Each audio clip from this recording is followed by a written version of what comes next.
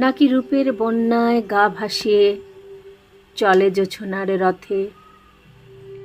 অচিনপুরে বাস কি তাহার, সূক্ষ্ম কি তার রাজরাজাদের সাথে? রাজপ্রাসাদে থাকে কি সে, যেথায় সুখের ছড়াছড়ি?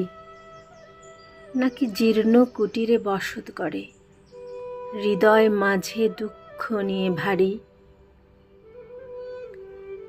একদা এক রাজপ্রাসাদে হাজির হলাম গিয়ে, প্রাসাদে ভালোবাসা থাকে কিনা দেখার স্বাদটি নিয়ে। হঠাৎ এলেন রাজা বাহাদুর, সভাসদের দুরু দুরু বুক। কি জানি কি আদেশ আসে, আজকে দেখি রাজার ক্ষুব্ধ মুখ। এক পথিক ছিল নাকি চরম দোষে দোষী, রাজার রথের সামনে দিয়ে যাচ্ছিল সে পাদুকা পায়ে, আবার মুখেও ছিল হাসি। অপরাধের মাত্রা তাহার বড্ড ভারী, সবার ছিল জানা। রাজা বাহাদুর নির্মম ছিলেন, শিরচ্ছেদের আদেশ দিলেন। তৎক্ষণাৎ জল্লাদ এলো নিয়ে তলোয়ারখানা। আমি বাপু রাজপুরীতে সারাটা দিন ঘুরে ঘুরে রাজমহলে মায়া মমতার ভালোবাসার এক ঝলকও দেখা পেলাম না।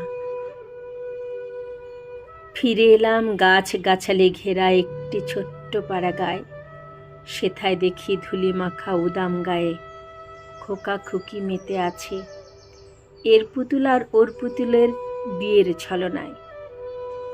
পুতুল যাচ্ছে শ্বশুর বাড়ি, কাঁদছে খুকি মায়ের ছুতোয়, নিজের পুতুল জড়িয়ে ধরে বুকে। পাশে দেখি খোকা খুকির মা বাবাও দেখছে তাদের পুতুল বিয়ের ছল। হাসছে কেহ, আবেগে কেহ ফেলছেও চোখের জল। চক্ষু আমার অশ্রু ভেজা, ওদের মতোই নিয়ে পুতুলের বিয়োগ ব্যথা বুকে।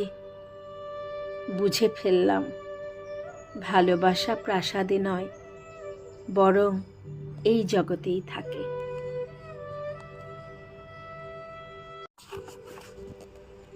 ভালোবাসার ঠিকানা। চমৎকার এই কবিতাটি লিখেছেন শ্রদ্ধেয় কবি আব্দুল মজিদ তার সায়ান্নের ভাবনা কাব্যগ্রন্থে।